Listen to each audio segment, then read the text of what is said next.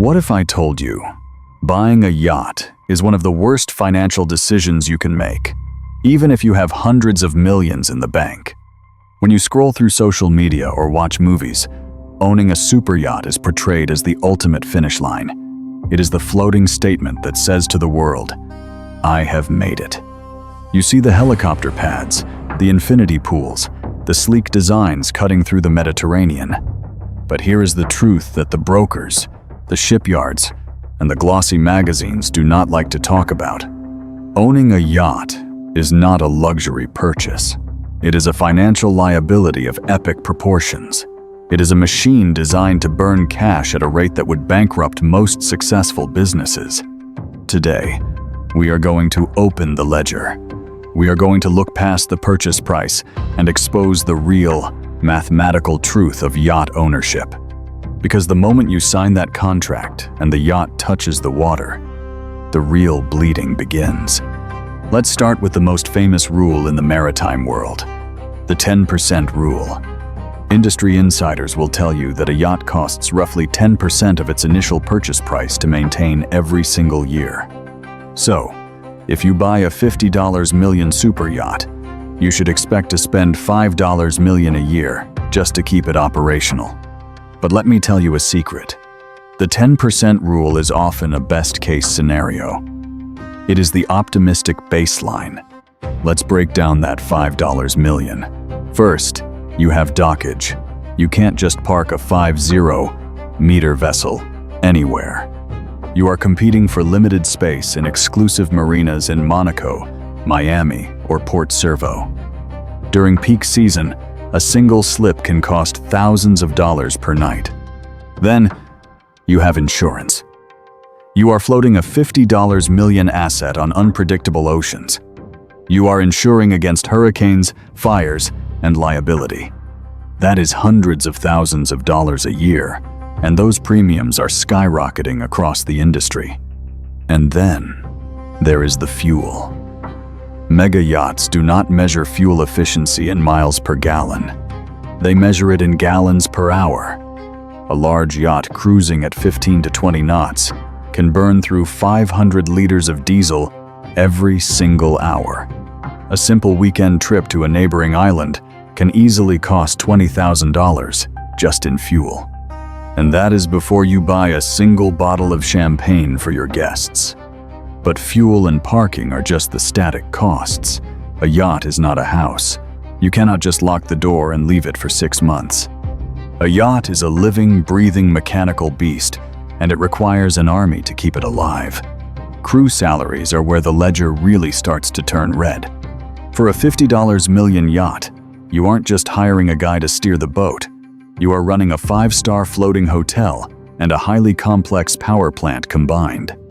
You need a highly certified captain who easily commands a 6-figure salary. You need a chief engineer, and trust me, a good engineer is worth their weight in gold because they are the only thing stopping a minor mechanical issue from becoming a $1 million disaster. Then you have the deckhands, the bosun, the chefs, the stewardesses.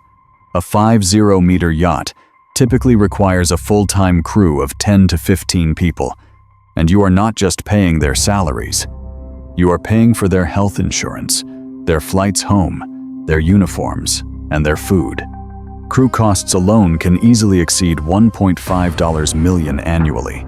And remember, they are on payroll 365 days a year, even when the owner is not on board. In fact, most yacht owners only use their vessels for 3 to 5 weeks a year. But that invisible army? They are being paid every single day. Now, let's assume you have paid your crew, fueled the tanks, and secured your dock. You might think you are in the clear, but we haven't even discussed the shipyard. Salt water is the enemy of everything man-made. It destroys metal, it ruins paint, and it degrades electronics. When something breaks on a mega yacht, it is never cheap. There are no generic parts. Everything is custom-built, marine-grade, and heavily taxed. But it's not just the unexpected breakdowns that drain the account. It is the scheduled, unavoidable maintenance dictated by maritime law. Once a yacht crosses a certain size, specifically the 500 gross tonnage mark, it enters a world of extreme regulatory compliance. Owners are forced to adhere to strict classification societies like ABS or Lloyd's Register. Every few years, the yacht must undergo a mandatory class survey. This means hauling a multi-thousand-ton vessel completely out of the water.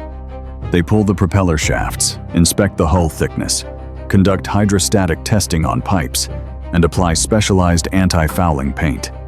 A standard 5-year refit and survey can easily cost $2 million to $4 million.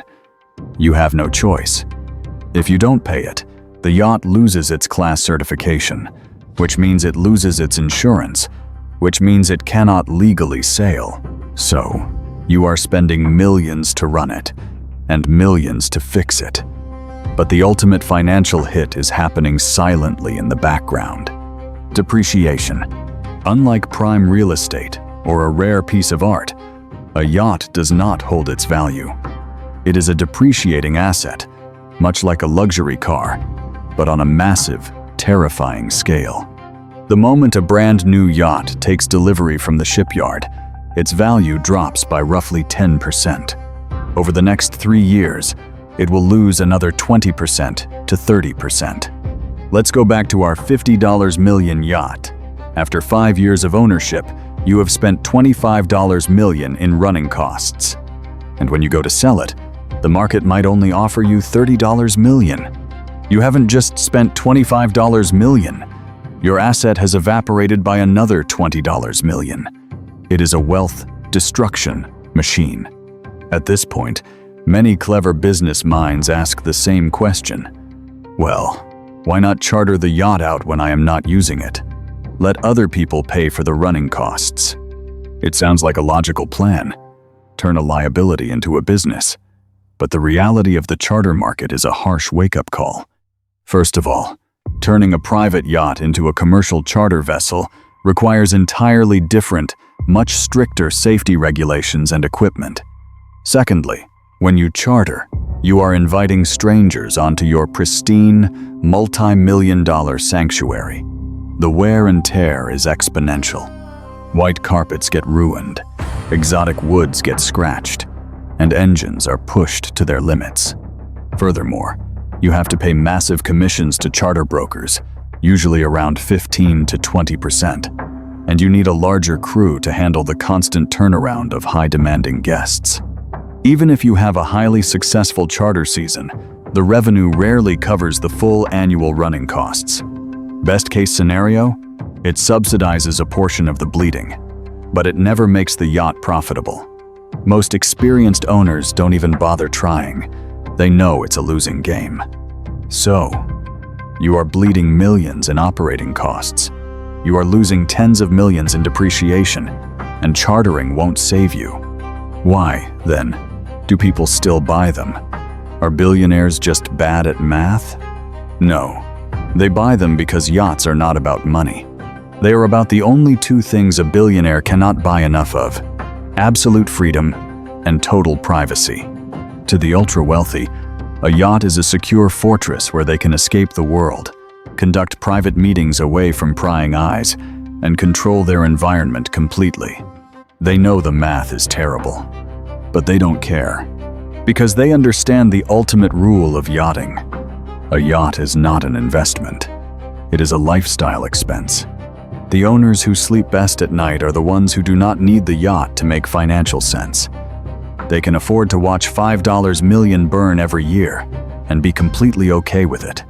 So, the next time you see a mega yacht glowing in the harbor, don't just ask yourself, can they afford to buy that?